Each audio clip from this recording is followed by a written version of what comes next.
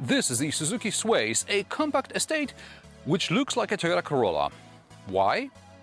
Watch this to find out.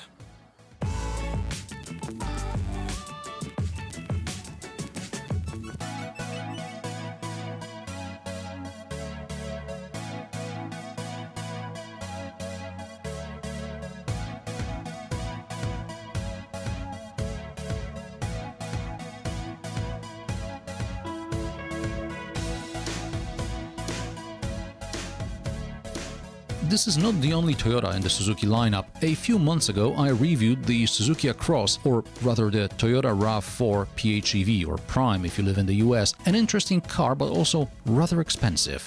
Suzuki is all about small cars, which it sells mainly around Asia. The Japanese brand withdrew from the US market at the end of 2012.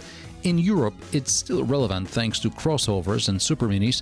Suzuki is much bigger in motorcycles and outboard engines, but that's for another time. Today we're talking about cars.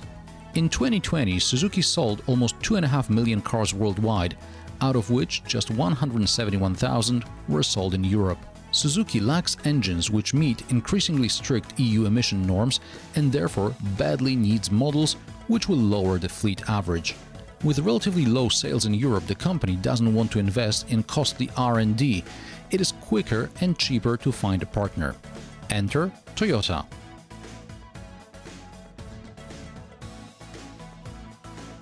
Suzuki Swace not only looks like a Toyota Corolla, underneath it's a 1.8 hybrid Synergy drive. Toyota also offers the Corolla with a new 2.0 hybrid dynamic force powertrain as well as a 1.2 turbo petrol motor. Under the bonnet, Suzuki managed to fit its badge, but right next to the Toyota sticker. In the front, the bumper has been redesigned ever so slightly to accommodate the Suzuki logo. In the back, the steering committee called it quits and slapped on a huge plastic cover with the Suzuki logo to hide the indent where the Toyota oval would normally be. Made in Toyota's Burnaston plant in the UK, the Swace has identical boot like the Corolla Touring Sports. It's almost 600 liters in 5-seat configuration and more than 1200 liters with the seats folded. That's a VDA measurement, which means using 200 by 50 by 100 mm blocks. There are a couple of shopping bag hooks as well as levers to fold the backrest in the second row. You can drop the floor for more height and flip it to put dirty stuff on the hard plastic rather than on the carpet. Compared to the Corolla, which I reviewed a couple of years ago, there is no 12-volt socket, but there is a niche on the right side where the Toyota had some sort of storage. Under the floor you can fit the cargo cover and the net which separates the passenger space from the cargo compartment. There is no way to clip them in place, so they may slide about. In order to remove the net, you have to release the backrests first. Also, the cargo cover is placed so high it limits rear visibility ever so slightly. But thanks to having the cargo cover higher, you can transport a carry-on suitcase vertically. Deep inside the boot is another storage, probably to cover up the hybrid batteries which stick out from under the rear seat. Watch your head getting in. Otherwise, it's fairly comfortable in the back. There is good leg room. Headroom is sufficient for someone like me. I'm 175 centimeters tall. There is very little space under the seat for your feet. The door pockets are small, but you get 2 cup holders in the armrest. There are air vents as well, but no 12-volt socket or a USB port.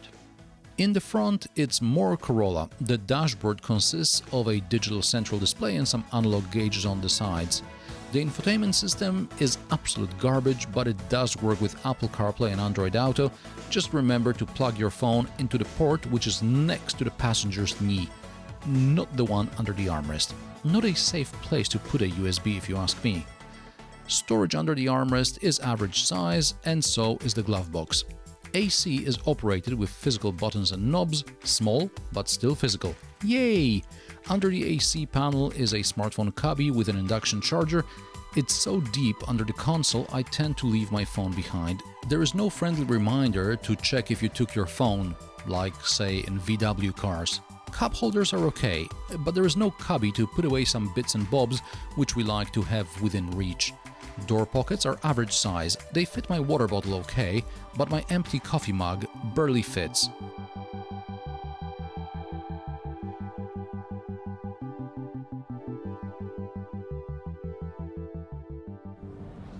The first thing you notice when you get into this Swace is how loud the interior is. I went back to my Toyota Corolla review and it was the same. Soundproofing is absolutely terrible. You have to raise your voice to speak to the passenger in the front, and you almost have to shout to the passenger in the back. There's a lot of wind noise, tire noise, and if you step on it, there's also the engine noise. It's so unpleasantly loud, I found myself checking if all the windows are closed properly, and they are. I recall only the Hyundai i30 Fastback being equally bad in terms of soundproofing. The logical way around it is to play music loud. However, Suzuki doesn't seem to offer the optional JBL system you'll find in Toyota. Not that I think that the JBL in Toyota is brilliant, but it's less bad than the regular audio system.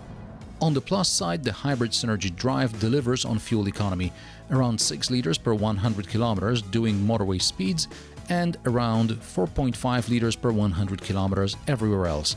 Suzuki says Toyota claims 4.5 liters combined, and this seems realistic. Toyota also promises 0 to 100 kilometers per hour in 11.1 seconds. I got half a second more.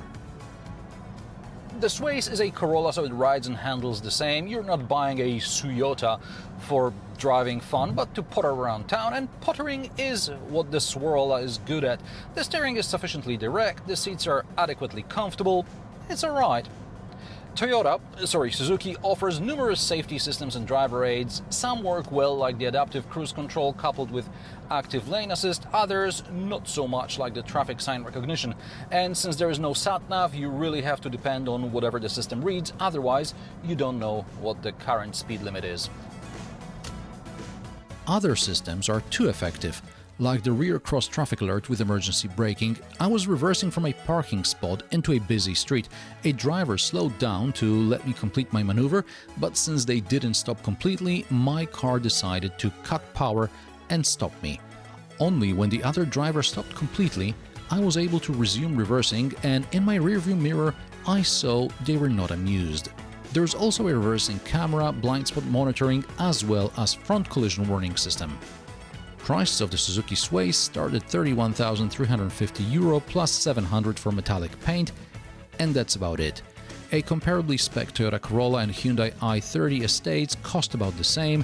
A VW Golf variant is substantially more expensive. The Toyota Corolla is a car you buy with your head, and I guess it's the same with the Suzuki Swace. So if your head tells you Toyota's the right choice, why on earth would you buy a Suzuki?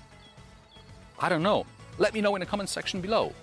If you like my sarcastic, down-to-earth and possibly mildly amusing car reviews, join me every Friday at 3 p.m. Central European Time, and don't forget to subscribe and like this video as it helps me with the YouTube algorithm.